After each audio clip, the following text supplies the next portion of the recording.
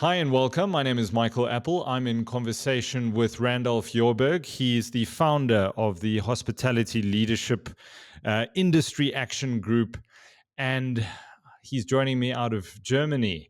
Mr. Jorberg, your reaction, firstly, to last week's stunt by the economic freedom fighters going to the Cream restaurant, demanding to meet with the owner there to find out the proportion of local to foreign employee ratio, to find out that history of the employees. What's your reaction to that?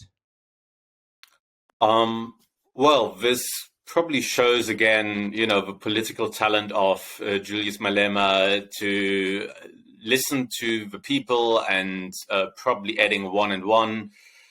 He understands restaurants or the nightlife industry is in the spotlight. There seems to be money to be made. And, with record tips to waitresses and some clubs, taking in millions of rands, and misunderstanding the reality of the industry, that we are just busy recovering from the worst hit our industry has ever experienced, possibly in human history, with lockdown, nearly 2 years of reduced turnovers, and the curfew just having been scrapped 3 weeks ago.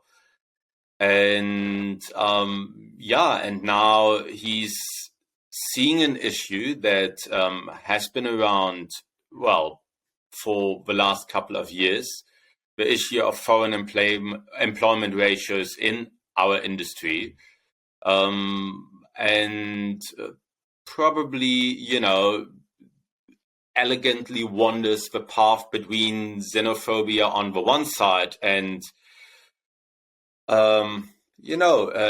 actual issue on the other side. So it's a very interesting situation he got us into. Yeah, that's an interesting way to put it. Let's say when the xenophobic nature of your statements comes out and it finds a fertile soil with people, it's very often difficult to put the genie back in the bottle. You can't unscramble the egg. So it is a very dangerous situation and very dangerous line to walk sometimes. And it is also strange to me, considering the Pan-African nature of the EFF prior to the elections and how that narrative has changed from the EFF now. But I wanted to ask you, what is the reality of the industry? A lot of people will know you as the founder of Beer House in Fourways, Johannesburg. What is the realistic ratio between foreign and local, or is it just simply too difficult to generalize? As with so many things in life, there isn't a single truth. Every business has their own staff complement. I speak to restaurant owners that have 100% South African staff ratio, and I know of places that have probably 100% foreign owners. Some of the places itself are foreign owned by Zimbabweans. And some places, like mine, are German owned, but actually we don't have a single German employee. So there isn't a single truth. And the reality is that there is a lot of places that have a high foreign staff complement. And whether or not that is now due to a certain laziness by the owners, not wanting to train and skill up local staff, or, if you ask these guys, they will find other reasons why maybe they have a majority foreign, body of staff. And what I find more interesting is to look, at the examples of businesses that manage to upskill and train local staff, that come from a, disadvantaged background, and maybe also from a poor schooling background and find out, that actually if you put the work in and you train these, these kids, then you get an incredibly loyal and productive and motivated team out of it. In our group, in our action group, there's one fairly well-known person who, talks about having 96% local staff. He does yearly audits on it in all of his stores. And, he says he really gets a huge sense of loyalty and thankfulness from these guys. And I believe as an industry, we might need to acknowledge there is an issue we have and we fostered, and we might need to find ways to effectively train locals to, make sure that we strengthen the local economy, because, whether or not the money, part of the money they earn is being transferred to the Eastern Cape or whether it's being transferred to Zimbabwe, in the bigger picture, it does make a difference, to our country. I wanted to ask about the reason why the hospitality industry is, at least from a perception point of view, so predominantly full of foreign nationals, whether they are illegal or legal. Is that just because it's a low-hanging fruit if you're in the country and you are a foreign national? I've seen references to you can be an accountant from Zimbabwe who can't get a job in his own country. He's highly skilled. He speaks good English. And then there are business owners in South Africa in the hospitality industry who would see that as an asset. But you're saying, is there a problem with that way of thinking, that you're having highly skilled people? There are certain stereotypes, foreign nationals speak better English, have better education. That's not always the case, but there are these stereotypes, are there not? These stereotypes do exist. And I would say, South Africa as a nation needs qualified staff. And if there's a well-educated accountant coming, with a legal work visa to South Africa, we should try to find him work as a qualified accountant, And obviously that now speaks to bigger political issues that are not up to the hospitality industry to solve. And maybe the best use of a qualified accountant's time is not to wait tables at a restaurant, and maybe we should find ways to solve this issue, because I know, there's businesses in South Africa that need accountants as well. So I think we need to find ways to solve this and get everybody into the right job. Politicians getting involved in this, is that the right way to go, or should this be led by the Department of Home Affairs, by the Department of Labor? Is it a dangerous situation when you have politicians who may be making populist statements getting involved in this? Obviously, I mean, that was just a taste of things to come, and it didn't take 4 days, and the Department of Home Affairs announced a wave of hospitality blitz or mega blitz actions, at least for the Western Cape, which, in my personal experience is something rather intimidating, because suddenly you got police and Home Affairs officers standing in your store demanding the documentation that initially only the EFF demanded. So it's obviously, it's a PR game when it came to Malema, but it has ripple effects, with the proper authorities. So one of the industry bodies responded, Malema got no right. And I mean, there's no doubt. I mean, Malema got no right as a politician to go into any business and demand any kind of documentation.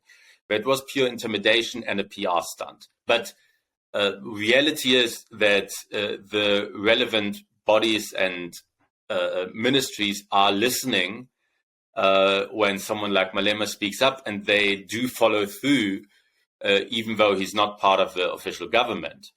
So, as a shadow minister for everything he thinks is interesting, he obviously has a certain say, though not official. And already, when he first raised his word, I was telling in our industry group that, we better be prepared for some reaction. And so far, we are now slowly seeing the consequences. And I believe, there is a way to respond of, denying this conversation. And there is another way, which I support or suggest following, of an actual dialogue with people's needs and South African needs, foreigners' needs, and find something that's sustainable for the industry and for the country. I mean, there isn't a solution to, to now immediately install quotas. That is simply unrealistic because, as I said, some businesses have 100% local employment. Other businesses might have a very low percentage. But we do need to find a common sense, a common ground where we say these are industry practices, and practices born out of laziness might not be acceptable starting in 2 years' time, and giving businesses a fair chance to, transform if necessary. You've been on the receiving end of some fraudulent and fake documentation in the past. As you say, the laziness, let's say business owners not being committed to properly checking the documentation of their employees. Is that common? And you have been on the receiving end of this?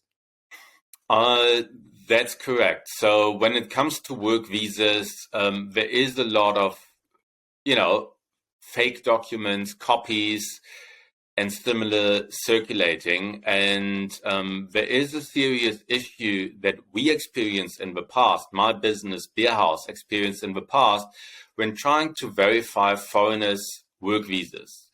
So getting in contact with Home Affairs proved to be absolutely impossible. So, sending someone's details or scan of a work visa, refugee visa, whatever, to Home Affairs resulted in exactly 0 responses, whether or not I sent it to personal contacts I had there, whether or not I sent it to the official visa validation email address. And there's definitely an onus on Home Affairs to, be more approachable about issues that are core to their, to the organization's purpose. If I, as a business owner, am not able to verify, whether or not a visa of a foreigner is valid, what chances do I have to now be compliant? Yeah. And on the other hand, if that is my experience now, how can I,